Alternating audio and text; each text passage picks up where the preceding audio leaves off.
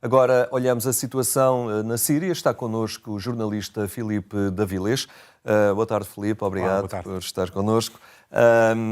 Assad caiu, abandonou o território e agora há ainda, digamos, podemos dizer, uma nebulosa acerca do futuro deste país.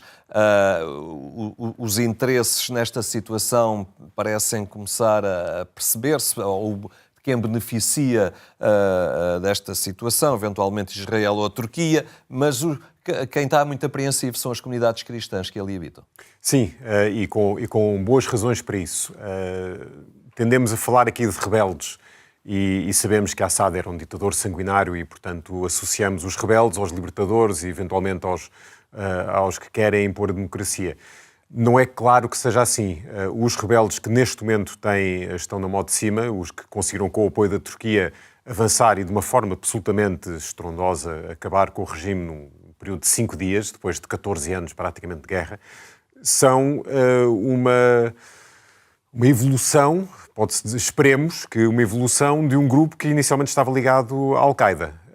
E, portanto, são claramente um grupo jihadista, que tem feito um esforço nos últimos anos, e agora de forma muito mais clara nas últimas semanas, para fazer, por assim dizer, um rebranding, portanto, apresentarem-se como sendo mais moderados. Resta saber se isso foi de facto uma evolução ou se é uma forma de tentar garantir o apoio internacional para depois poderem consolidar o seu poder e imporem de facto uma agenda jihadista. Se for essa a intenção, se for isso que eles vão fazer, não podia haver pior notícia para a maioria das comunidades cristãs na Síria. Agora, ainda não o fizeram. Por enquanto, ainda há alguma esperança de que, de facto, tenha havido a realização ao longo dos últimos anos e sobretudo, se calhar, com pressão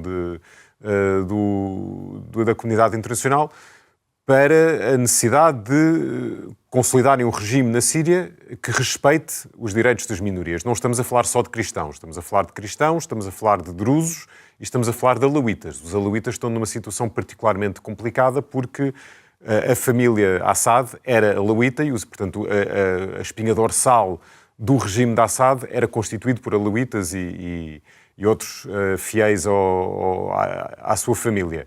E, portanto, a possibilidade de haver agora vinganças sobre essas comunidades é grande. Neste momento, os sinais que estão a chegar da Síria são de alguma contenção, não total. Tem havido já alguns relatos de abusos sobre cristãos e outras comunidades em zonas à volta de Alepo, à volta de Homs, por exemplo, mas, no geral, até tem havido alguma contenção.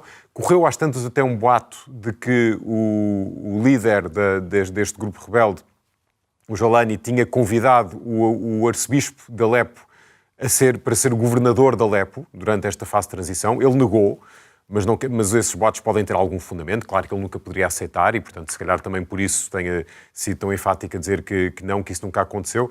Mas parece haver aqui uma mão estendida. Resta ver durante quanto tempo e se isto vai ser assim ou não.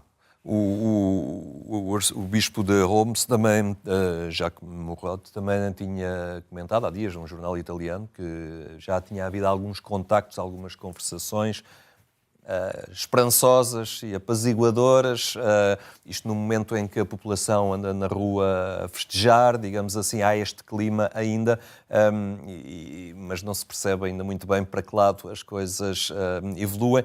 Há também o perigo ou o receio de haver alguma clivagem, porque trata-se de uma coligação de grupos, não é? Estes rebeldes não pertencem apenas a uma identidade. É verdade. E isso é outra situação que se pode pôr. É verdade, isso é uma questão muito importante. Estamos a falar da Síria, mas qual Síria? Não é? Porque neste momento nós temos este grupo rebelde que entrou pelo país adentro e parece ser considerado o poder na maior parte do país. Depois temos uma faixa que está a ser ocupada por Israel. Israel aproveitou de uma forma militarmente inacreditável e bem-sucedida este período de transição e destruiu totalmente a capacidade militar da Síria, de força aérea, naval, terrestre, tudo o que seja material bélico, etc. Foi tudo destruído. Portanto, a Síria tão depressa não vai ser uma ameaça para Israel, seja quem for que ocupe o poder. Depois há os grupos mais diretamente leais à Turquia, que estão ali na faixa junto à fronteira com a Turquia, e que esses aí vale a pena manter debaixo do olho, porque não se está a falar muito deles, mas desde que a guerra civil na Síria estabilizou, no nordeste da Síria, há uma região que foi dominada pelos curdos, quer dizer, que é de maioria curda. Os curdos organizaram-se, dominaram aquela região, em aliança com uma série de outros grupos étnicos ou religiosos, incluindo cristãos.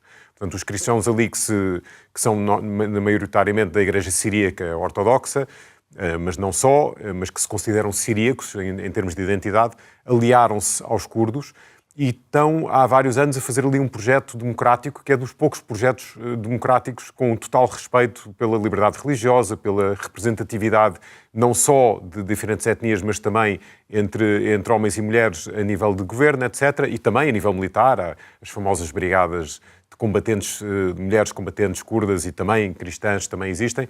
E essa região está sob ameaça porque essas forças apoiadas mais diretamente pela Turquia estão a atacar e a tentar ocupar essa zona.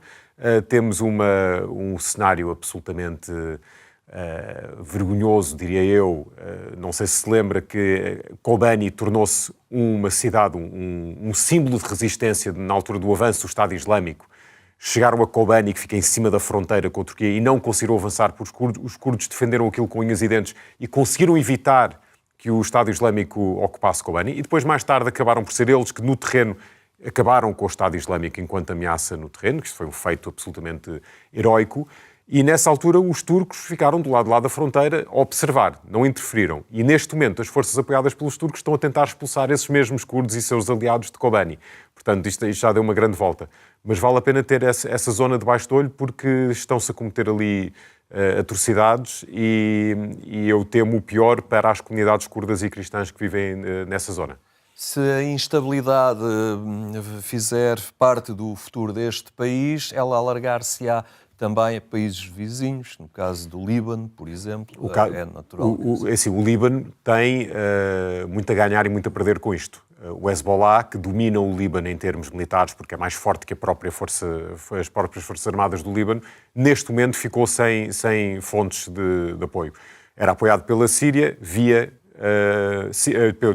pelo Irão, via Síria, e neste momento isso já não é possível. E o Israel garantiu que mesmo que os rebeldes, que são anti-iranianos e, portanto, serão menos simpatizantes do Hezbollah, não o fizessem, Israel já não vai permitir que isso se restabeleça tão depressa.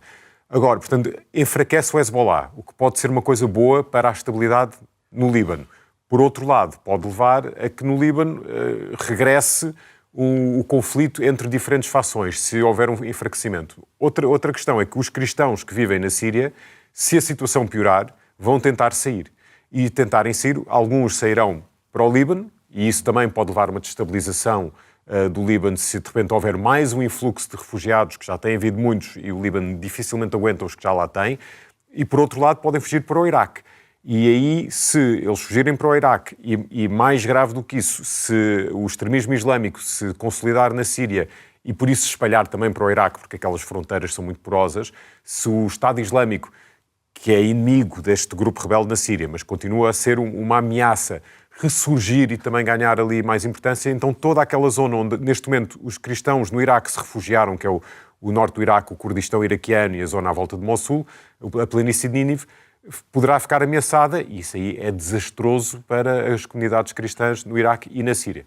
Só nos segundos, o Papa no domingo vai estar em Ajaccio, na Córsega, a encerrar um congresso sobre a religiosidade do Mediterrâneo. Acaba por ser um tema caro. O Papa opta por ir à Córsega e não foi a Paris à inauguração de Notre-Dame, porque lhe parece que são temas estes verdadeiramente mais importantes, a questão do Mediterrâneo e da religiosidade ali daquela zona. É uma marca deste Papa, esta questão da religiosidade popular também, o evitar, se calhar, grandes acontecimentos. Ele já não foi a outras inaugurações em Estrasburgo, por exemplo. Quando ele esteve em Estrasburgo, fazia 1000 anos a Catedral de Estrasburgo, e ele não foi à Catedral, fez questão de dizer que ia só às instituições europeias. Portugal é um país privilegiado nesse sentido, porque ele veio, de facto, ao centenário de Fátima, já esteve em Portugal mais vezes. a relação dele com Portugal é uma exceção nesta relação que ele tem com o resto da Europa Ocidental. Sobre a Córsega, eu realçaria uma coisa que eu li agora há pouco tempo, de um jornalista italiano que está muito bem informado, trabalhou muitos anos no Vaticano, que diz que para termos atenção também esta amizade entre o Papa e o arcebispo, o cardeal arcebispo da Córsega, que é uma figura por quem ele já demonstrou muita estima e que é um homem que tem pontos, quer por um lado mais liberal, quer por um lado mais progressista da Igreja, e que isto poderá também ser um sinal do Papa, isto é especulação, como é evidente, mas poderá ser também um sinal do Papa para que os outros cardeais ponham os olhos nesta figura para os tempos que aí virão num futuro não muito longínquo. Portanto, é uma leitura possível também desta viagem. Fica essa leitura. Filipe, muito obrigado por esta partilha.